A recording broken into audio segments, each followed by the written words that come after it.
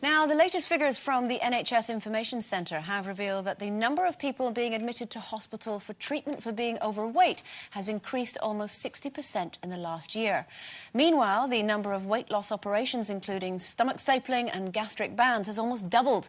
Tam Fry of the National Obesity Forum says these statistics not only show how severe the UK's adult obesity problem is, but also the cost of surgery, how it could ultimately cripple the NHS. Now, is it right that these operations should take place on the NHS anyway? Do you think it's the taxpayer's place to foot the bill?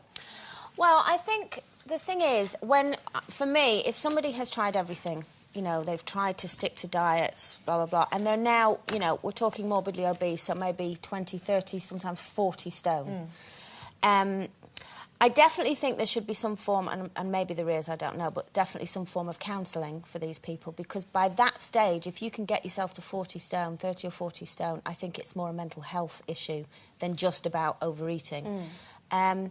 And I kind of do think they should be allowed to get it on the NHS at that stage, because the thing is, if they're not allowed, they're going to end up taking up a lot of money from the NHS anyway for things like heart problems, joint problems, other organ failures because of their overweight. So either way, it's going to cost the NHS, and I think possibly it might cost them more to treat all the problems that arise from being obese. But what about the argument that it's self-inflicted? So why should... Well, you could say that for me, you could say that about anything. Then we shouldn't treat smokers, drinkers, drug addicts, we shouldn't treat anyone, because all of that is self-inflicted. We all have the power to stop. Do you think we should pay, Carol? Well, tricky, isn't it? I don't think that overweight or obese people should be denied any form of treatment for illness. But I disagree that obesity is an illness. I don't think it is an illness. I think in some cases, I wouldn't say a lot, in some cases I think it is down to mental illness. But the way it's been medicalised is almost like saying to people, it's not your fault. And actually, it is your fault. You know, and everybody knows that. People, you know, we had that Charlie Walduck on the show, and he said that's all it is. He got himself into that situation. He had a lot of help to get out of it. But, you know, that's what it is. If you say, oh, this is an illness and there's nothing you can do to control it, you know, we might as well all just be fat, because we can all get help for it. But you know, we can't afford to treat people cases, for Carol, obesity. In some cases, it obviously is an illness, and maybe, like Colleen was saying, it's either a mental thing. It could be a gland problem. Yes, but that's very rare, Andrea. It's very, very rare. Of course, there are cases. There are, you know, medical cases that do cause obesity. But in the main, you know, the figures are ridiculous. I read in the paper yesterday the amount of money we have to spend on benefits for people who can't work simply because they're obese.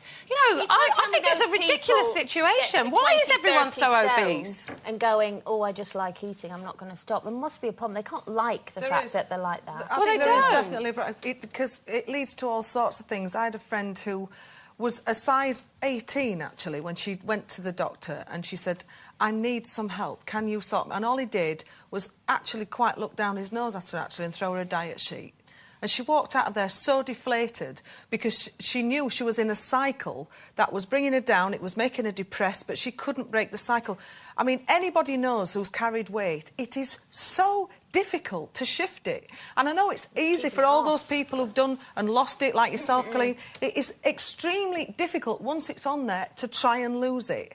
So I think we do need help before it gets to that. I say we should definitely give help before. People need help in education. You know, they need to be able to make the link between eating too much and using up that energy so that it doesn't make you fat. You know, it just isn't difficult. It isn't simple. And I know everyone's sitting there going, oh, it's all right for you because you're thin. I'm not thin. I'm just not overweight. And why am I not overweight? Because I don't eat too much, because I know it'll make me fat, and I don't want to be fat, so I don't eat too much. You know, it's almost too simple for some people. Carol, you mentioned there, you know, making the link. Obviously, what about if you come from an environment where you're fed unhealthy food from such an early age, so you don't necessarily make that connection? Because it's been reported this week that teenage girls are eating a worse diet than ever. The National Diet and Nutrition Surveys found that girls of secondary age are living on junk food such as crisps, cakes, biscuits and fizzy drinks. So there is information out there, but it seems it's not getting through. Well, you know, if kids grow up with a taste for certain foods, like junk foods, because that's all they've been fed, then that's the parents' fault, and the parents need to be educated on how... And And I know they are trying, and people are, you know, making an effort with all the 5-a-day stuff and all of that, but it's obviously not working. But at the same time, you've got to remember that teenagers do like to eat junk. You know, I remember when I was growing up, all we had was, you know, meat and 2 veg, very sensible food. Mum cooked every day. She was always peeling potatoes. Everything was fresh. And then, as soon as I started earning money, what did I want to do? Eat cakes. And I did. I used to eat like 4 or 5 fresh cream cakes a day because I couldn't believe how delicious they were. And I did. I carried on eating them until I started getting fat and I didn't like it, so I stopped. I think the difference as well when we were kids, though, was that we didn't have all those fast food chains. I mean, our big treat every Friday was Mum and Dad would go out and treat us to fish and chips.